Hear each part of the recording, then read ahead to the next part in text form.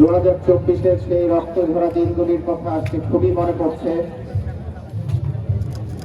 শ্রদ্ধার সঙ্গে স্মরণ করছি যারা জুলাই আন্দোলনে নিজের জীবনকে উৎসর্গ করেছে।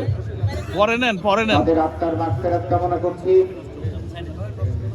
জুলাই আন্দোলনে আহত যেসব সৈনিক ছাত্র জনতা, তাদের দ্রুত আরোগ্য লাভের জন্য দোয়া করছি, অন্তর থেকে দোয়া করছি।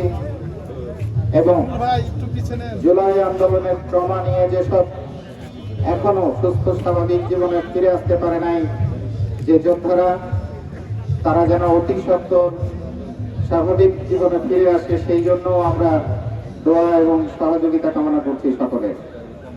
আজকে এমন একটা সময়ে এই র্যালি, এই বিজয় উৎসব পালন করছি, ঠিক সেই সময় ফ্যাসিবাদ ফিরে আসার পায়তারা করছে। আজকের এই বিজয় র্যালি থেকে ঘোষণা করতে চাই,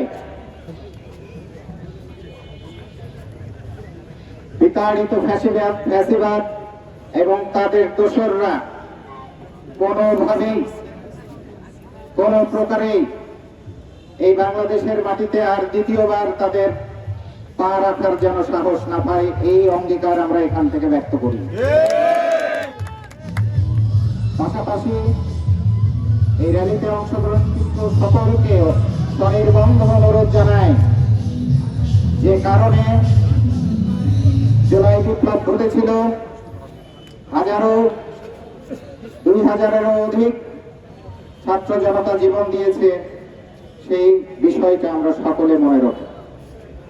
আগামী বাংলাদেশ গঠনে সবার দায়িত্বপূর্ণ আচরণ আমি আশা করি, সকলে আশা করি বাংলাদেশ বিনির্মাণে জুলাইয়ের চেতনাকে সামনে নিয়ে অন্তরে ধারণ করে আমরা সবাই বাংলাদেশ বিনির্মাণে এগিয়ে যাব। একটি গণতান্ত্রিক দেশ, সরকার, সে ব্যাপারে আমরা সহযোগিতা করব।